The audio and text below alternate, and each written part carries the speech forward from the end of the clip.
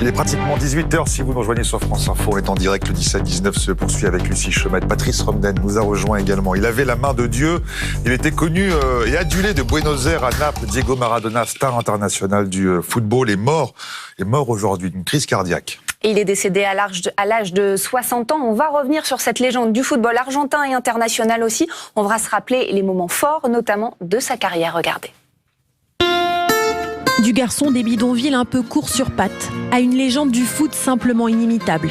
Du joueur passionné, presque possédé, au misanthrope colérique, la roublardise et la loyauté. À 60 ans, Maradona reste incernable.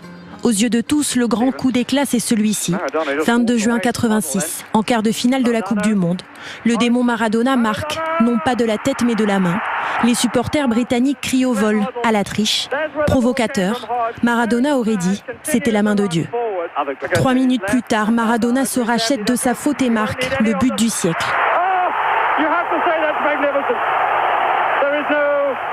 Quelques jours à peine après le scandale, l'Argentine gagne en finale. La main de Dieu brandit désormais la Coupe du Monde. Maradona devient culte.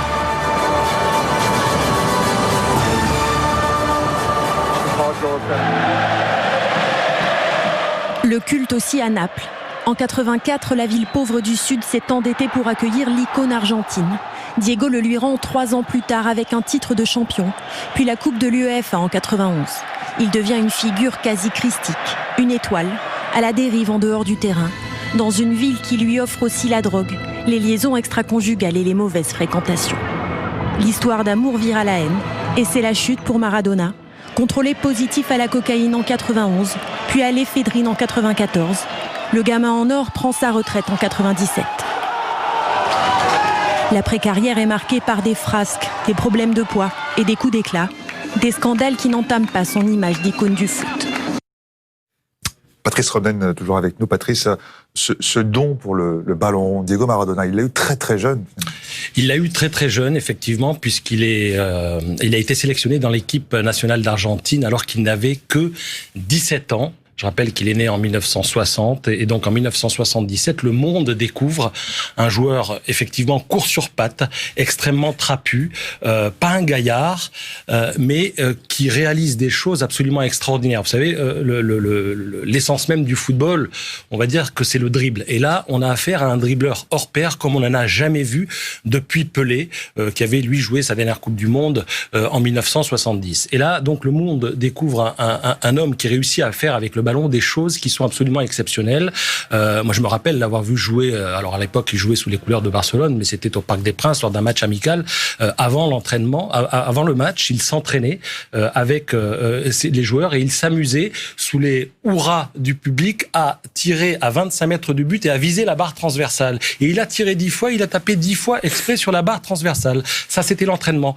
On se rappelle aussi l'avoir vu jongler avec le talon. Je ne sais pas si vous imaginez, prenez un ballon, essayez de jongler avec un talon, voilà. Diego Maradona, tout court, c'est déjà compliqué. Oui, déjà, tout court, c'est compliqué, mais lui, il jonglait avec le talent. Donc, il réussissait à faire des choses qui étaient totalement nouvelles et qu'en fait, on n'avait pas vu depuis Pelé. Et il a commencé à le faire donc à l'âge de 17 ans, où il est rentré en sélection nationale, une sélection nationale argentine, qui était à l'époque, en 1977, l'une des meilleures du monde, parce qu'elle allait d'ailleurs devenir championne du monde l'année suivante, en 1978. Et il n'a plus quitté cette sélection jusqu'en 1994.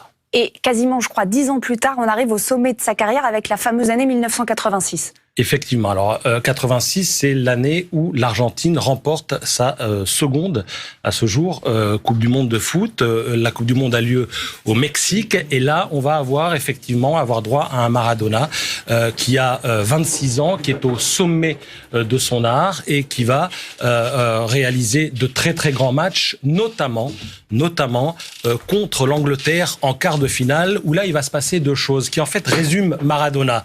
C'est-à-dire, on va voir dans un premier temps le roublard, et ensuite on va voir dans un second temps la star. Alors le roublard, vous y avez fait allusion et on a vu les images tout à l'heure, c'est celui qui,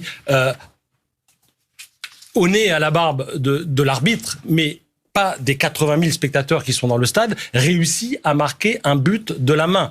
Alors qu'il est confronté au gardien, au dernier moment, il lève le bras, il réussit à projeter le ballon dans le but. À l'époque, il n'y avait pas la VAR, comme on dit, il n'y avait pas la vidéo, et ce but a été donc accordé. Et Maradona en a rigolé toute sa vie, toute sa carrière, en parlant de la main de Dieu. Et puis, il y a le second Maradona, toujours dans ce même match, qui s'empare du ballon dans son propre camp et qui va ensuite passer en revue toute la défense et même un peu plus anglaise, puisqu'il va dribbler jusqu'à 6 joueurs et jusqu'au gardien pour ensuite marquer le but de la victoire qui permettra à l'Argentine de gagner sa seconde Coupe du Monde. On va rester avec nous. Mathieu Maranville nous a rejoint également des services des sports de France Télévisions. On ira dans quelques instants également en Argentine retrouver le correspondant de Radio France Internationale. Luis Fernandez est avec nous en direct par téléphone. Bonsoir, merci d'être avec nous sur France Info. On aimerait entendre d'abord votre première réaction après la disparition d'une véritable légende du football.